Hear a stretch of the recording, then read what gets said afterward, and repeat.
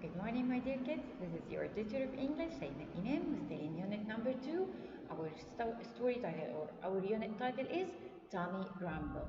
But today we are going to talk about the grammar part. So let's check our lesson for today. So we are going to talk about the grammar part. Let's see here. What do we have in our first lesson? Lesson number 1, it's talking about subjective pronoun. What does this mean? Subjective pronoun are personal pronouns that can be the subject of a verb and used instead of the name. What does this mean? Let's check. Tom went to the park.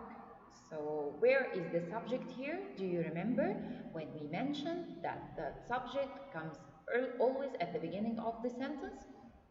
And it's always the doer of the action in the sentence. And we are always asking about the subject by, who, and if it's something or an object, we are using what to ask about it. So here we have Tom went to the park. Who went to the park? It's Tom. So we can use here the subjective pronoun which is like I, he, she, it, we, and you, and they, instead of the name. So we can replace the name of Tom and put he. Tom is a boy. So when I use something like subjective pronoun instead of Tom, it will be he. Next. Let's highlight what are the subjective pronouns. Subjective pronouns are like I, you, it, you, we, they, he, and she. So they are always take the place of the noun. So we can replace the noun by one of the subjective pronoun. Like here, I can say Amr is my father. So I can say about this picture that Amr is my father. But here I used he. He instead of the name of the person he is doing the action here or the sentence is talking about. So he is my father. Where is the subject pronoun? Yes, he. She is my mother. So here we use she instead of the name of my mother. I can say Nadia is my mother and I can say she is my mother. So if I use the subject pronoun instead of the name, it's correctly done. And the subject pronoun it, with what can we use it? With something can talk, like animals, like objects. Let's see that together. It is a cow. It is a cow. So where is the subject pronoun here? Yes, it's it. And what about the subject pronoun I? Do you remember when we mentioned at the summer course that we should keep the subject pronoun I in the capital letter, even if it's at the beginning of the sentence, in the middle of the sentence, or at the end of the sentence? How can I use the subject pronoun? Let's see.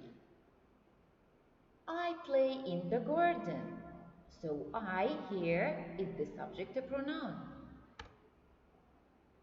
And the subject pronoun you and I. Let's put them in a sentence. You are my friend. You are my friend. Where is the subject pronoun here? Yes, it's you.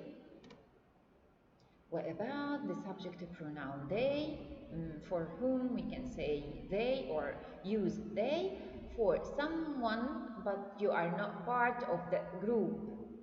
If you have a group and you are not a part of this group, you will use they. Let's put that in a sentence. They are my grandparents. So I'm talking about my grandparents. They are my grandparents. So they here is the subject pronoun. What about the subject pronoun we? Do you know when we use we? When you are a part of that group. So I and anyone else will be we. Like, we are friends. I and my friend will be we. We are friends. Let's sum up. We have two types of the subject pronoun, the singular one and the plural one. Let's talk about the singular one. I, you for only you as one person, he for a boy, she for a girl, it for any object or thing. What about we in the plural one?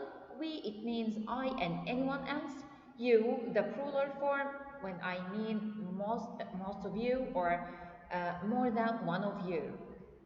They, for some people, you are not part of them. That was our lesson for the grammar part today. See you soon and thank you.